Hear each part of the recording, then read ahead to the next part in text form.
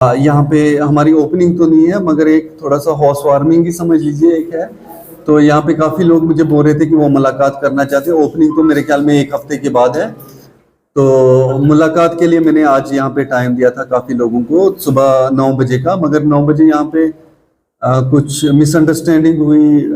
Police यहाँ पे आई तो उनने कहा कि आप यहाँ पे मीटिंग कंडक्ट नहीं कर सकते। बाद में मैंने पुलिस के ऑफिसर्स के साथ और डिस्ट्रिक्ट इलेक्शन ऑफिसर्स और सिविल एडमिनिस्ट्रेशन की बात की, तो उन्होंने कहा है कि हम कोशिश करेंगे शाम तक मसले को सॉर्ट आउट करने के लिए।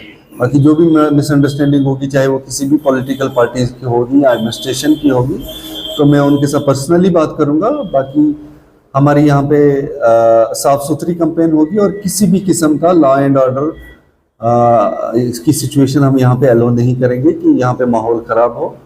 तो हम लॉ अबाइडिंग यहाँ पे हैं, सिटीजन हैं, तो हमारी पूरी कोऑपरेशन होगी इलेक्शन कमीशन के साथ। मगर उसके साथ साथ हमारे कुछ हकूक भी हैं कि अगर दूसरी पॉलिटिकल पार्टीज को ऑफिस खोलने की परमिशन हो या उनको कोई परेशानी ना हो, तो उसी तरीके से हमारी पार्टी को भी परमिशन मिलनी चाहिए और हमें भी यहाँ पे अपनी पार्टी का मंशूर लोगों के सामने रखने का मौका मिलना चाहिए। तो जैसे कि काफी 10 साल के बाद इलेक्शन की डेट हुई है और पहली बार जो है यूपी में इलेक्शन हो रहा है, क्योंकि इससे जो है हमने देखा कि प्रिंसली स्टेट हुआ करती थी, चीफ मिनिस्टर हुआ करते थे, लेकिन अब जो है यूपी के अंदर असेंबली का चुनाव आ रहा है, तो कांग्रेस पार्टी इसको किस नजर से देखती है?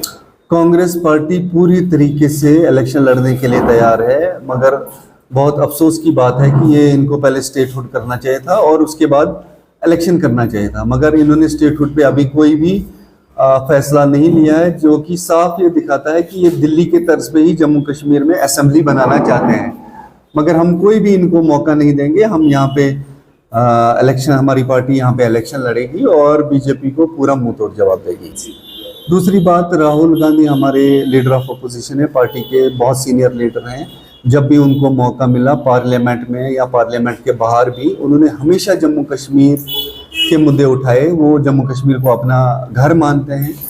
जब हमारा स्टेट की ये एब्रोगेशन हुई, हमारे आर्टिकल छीने गए, हमारा स्टेटहुड छीना गया, हमारे स्पेशल पावर छीने गए। राहुल गांधी कश्मीर भी आए थे, जम्मू भी आए थे, मगर उनको एयरपोर्ट से ही वापस किया गया। उसके बाद मुसलसल हर वक्त उन्होंने यहाँ की आवाज़ उठाई है और उन्होंने ये यकीन दिलाया है कि जब कांग्रेस की सरकार सेंटर में आएगी तो जम्मू कश्मीर के जो हकूक़ हैं, रियासत के हकूक़ हैं, जो जम्मू कश्मीर के लोगों के हकूक़ हैं, वो उनको वापस दिलाए जाएंगे। इसके लिए तो कांग्रेस का बिल्कुल क्रिस्टल क्लियर स्टैंड है। कुछ दिन पहले जो है कांग्रेस के जो पीसीसी प्रेसिडेंट है वकार फुलवानी साहब को जो है अपने पद से हटाया गया और तारिक हमीद खैरा साहब को नया पीसीसी प्रेसिडेंट बनाया गया। लेकिन कुछ अफवाहें ये भी चल रही हैं कि आज़ाद साहब जो इतने बड़े कदम लेता रहे और कांग्रेस की उनकी वापसी हो रही है कि उनकी वजह से जो है वकार फुलवानी साहब को हटाया गया। तो ऐसी कुछ अफवाहें चल रही, तो आप इस बारे में कुछ कहना चाहेंगे? देखिए, जो तारिक हमीद खैरा साहब हैं, बहुत एक सूझबूझ वाले लीडर हैं। उनको प्रेसिडेंट बना के पार्टी लीडरशिप ने एक बहुत अच्छा फैसला लिया है। मुझे पूरा यकीन है कि तारिक हमीद खैरा साहब पार्टी को बहुत अच्छे तरीके से चलाएंगे और जो भी हमारे कहीं छोटी मोटी इनफाइटिंग या कुछ भी होगी तो वो इतनी ताकत रखते हैं कि उन छोटे मोटे मसाइल को सुलझा सकें। जहाँ तक गुलाम नबी आज़ाद साहब का ताल्लुक है, तो मैंने भी सुना है कि वो कोशिश कर रहे हैं पार्टी लीडरशिप के साथ बात करने के लिए, मगर पार्टी लीडरशिप 10-15 दिन से शायद उनको टाइम नहीं दे पाई, क्योंकि अभी 3-4 स्टेट्स में इलेक्शन है। तो अगर उनकी कहीं मुलाकात हो जाती है तो पार्टी में आते हैं, तो इसमें कोई बुरी बात नहीं है, अच्छी बात है, आ जाएंगे। आखिरी सवाल पूछना चाहूँगा, क्योंकि आप बहुत पहले से उससे पहले से ही आप जो है पॉलिटिक्स में काफ़ी एक्टिव रहे हैं।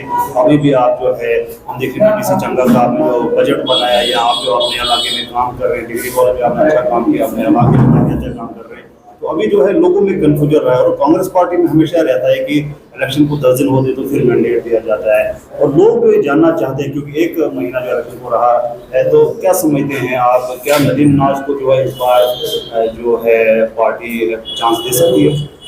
नहीं, ये मैं अभी नहीं कह सकता हूँ। मैं पार्टी का एक जूनियर वर्कर हूँ। मुझसे यहाँ पे पार्टी में काफ़ी सीनियर लोग भी हैं, मुझसे ज़्यादा काबिल भी हैं, मुझसे ज़्यादा समझदार भी हैं, ठीक है। तो मुझे लग रहा है कि अभी इसमें पार्टी देख लेगी, जो भी पार्टी का कैंडिडेट होगा तो उसके साथ हम पूरी तरीके से खड़े रहेंगे। और उसके अलावा ना सिर्फ मेरी अपनी पार्टी कांग्रेस में, बल्कि दूसरी पार्टियों में भी काफ़ी अच्छे लोग हैं।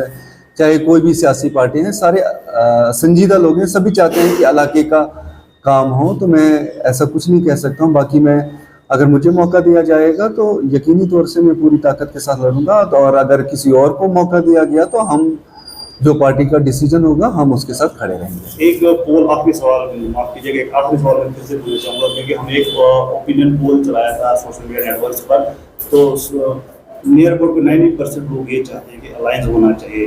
अगर आपने जो है यहाँ पे एक अच्छी मजबूत सरकार बनानी है तो अलायंस होना चाहिए, तो आपकी क्या राय है इस पर? अलायंस किसके साथ? मतलब मान लीजिए इंडिया जैसे पार्लियामेंट इलेक्शन में एनसी और कांग्रेस, इंडिया अलायंस मजबूत है, और मुझे लग रहा है कि जो हमारा इंडिया अलायंस है वो कंटिन्यू करेगा जम्मू कश्मीर में भी।